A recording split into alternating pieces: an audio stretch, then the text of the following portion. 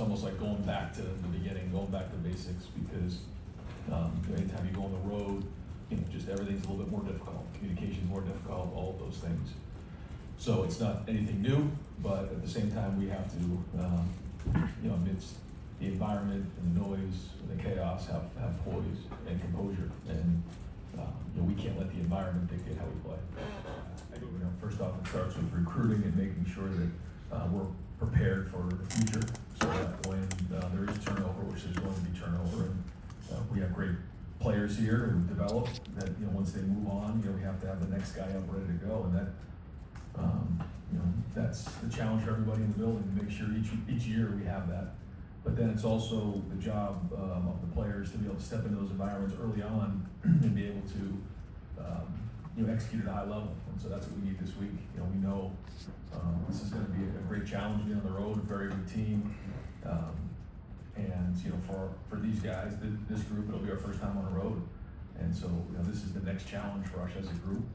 And so to your point, like whatever we've done the first 3 games, means absolutely nothing going into this game. We've got to go on the road and get this win. And it starts, with taking care of the football. It starts with tackling, it starts with blocking, and then it goes from there. But as coaches, it's our job to make sure we're putting them in this situation to be successful. And that's important to make sure they're playing fast. Yeah, whether it's on the road or at home, a quarterback who can move with the quickness and the acceleration that he moves with is difficult. It's a challenge, and but not only that. I mean, he's very accurate with the football, makes good decisions. Doesn't turn the ball over, extends plays. He's a weapon in the run game because he can equate numbers. He's been very accurate. So it's a great challenge for our defense. I think he's an excellent quarterback, and our defense is going to have to work hard this week to prepare.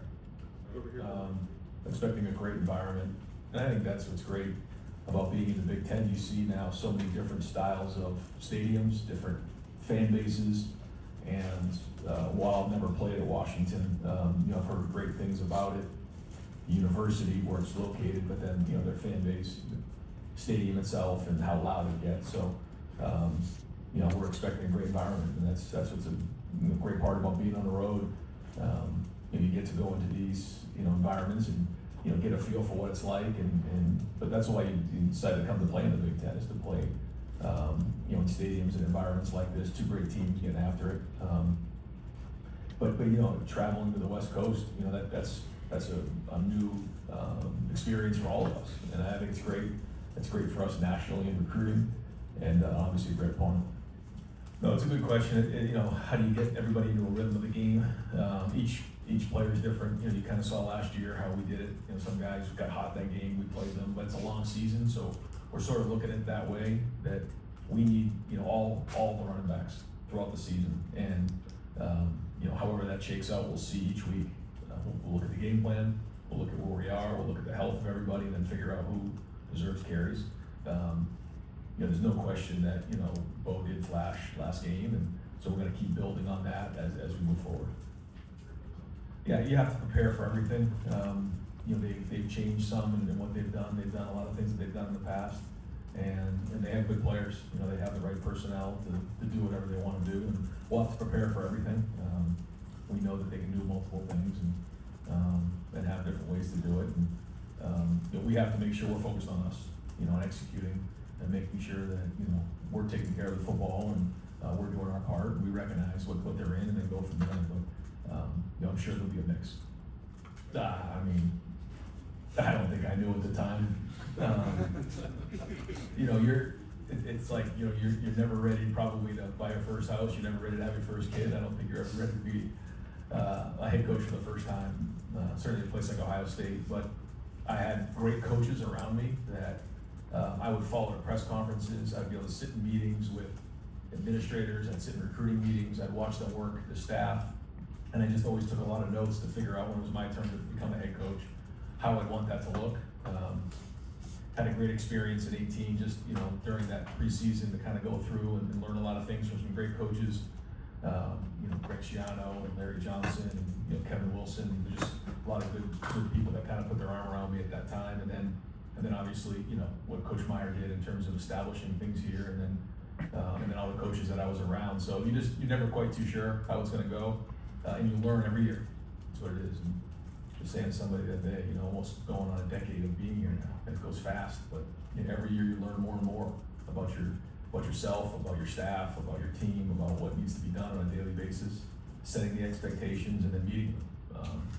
And that's it. You just gotta have that mindset every day, a growth mindset that you gotta get better, and you go from there. But it's the same thing as being a coordinator, and it's the same thing when you're a first-time position coach. Just never quite too sure if you're ready, but you just gotta go and learn and grow, and that's what this job's all about. I think if you start worrying too much about quote-unquote style points, you can get yourself in a bad situation fast. The number one goal is to win the game, period. I mean, there's no other sport that anything matters other than winning. But college football used to have style points, and they still do have style points, and that's something that you have to be careful on. That being said, we expect a certain level of we have a certain level of execution. We want to play a certain way, and when that's met, we know it's met. When we're playing to our standard, we know what that looks like. So we hold ourselves to our standard, not our opponents. And so whether it's practice or a game, it doesn't matter who we're playing, it's about how we play. And then we grade ourselves on that. Trying to identify what the issues are regardless of the opponent. And then we go from there. So, whatever the scoreboard says is one thing. What we think and where we are is another thing. The scoreboard really is important to win the game, but ultimately, we're judging ourselves based on a certain set of criteria that we judge ourselves at. And if we're grading out a champion, grading over 80%, and we're the hardest playing team in the country, then we have a chance to win every game. And that's really what it has to be. But we all know the number one goal is to win the game, period. And this game in particular is going to be an absolute battle. This is a very, very good team, really good in all three phases and well coached. So to go and get this win on the road is going to take everything we got with this team. So our guys are fired up for it, and we need to have a great practice. This is the team that was in the national championship how long ago? I mean, this is a very proud program, and they have really good players. I think our guys understand and have understood that this is a very good program with a lot of talent at multiple positions. And going on the road in this conference is not easy to do. It's going to be a great environment. So I think that was what our guys expected, and that's what I expected watching the game. Again, really good play.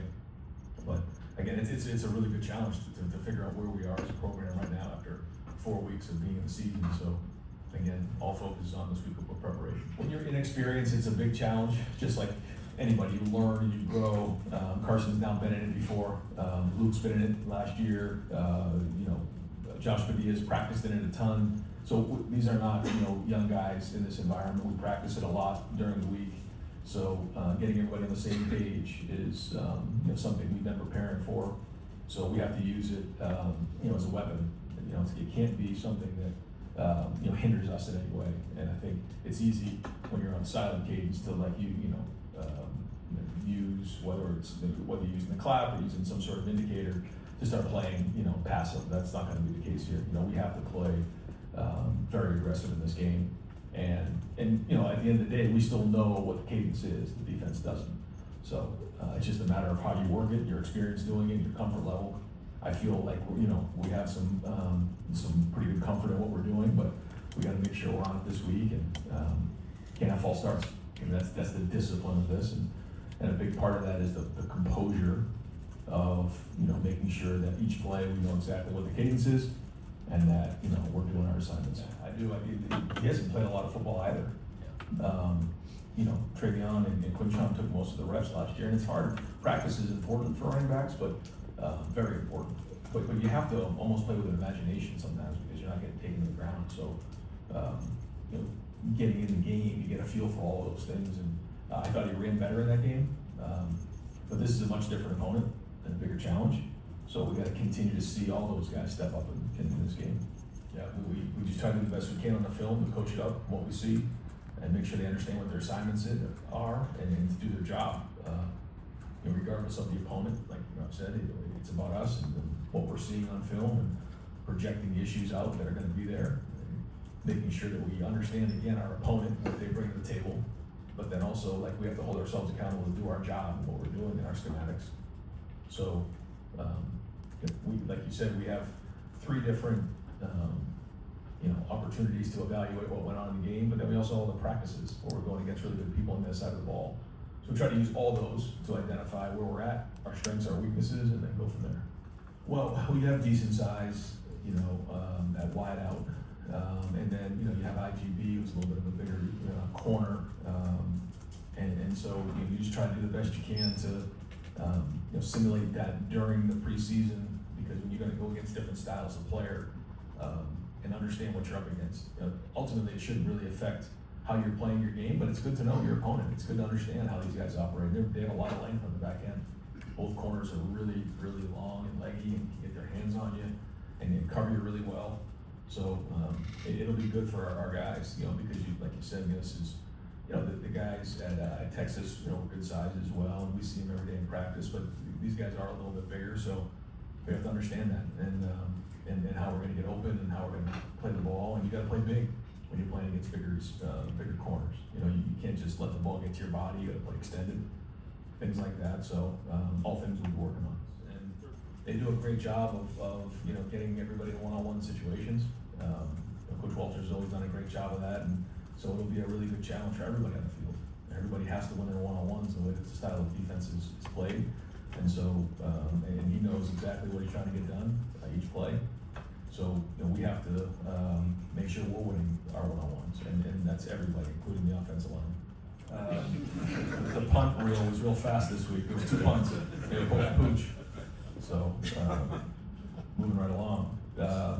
They've been very, very efficient on offense and really haven't made any mistakes. So we all know what we need to do to discourage that. But they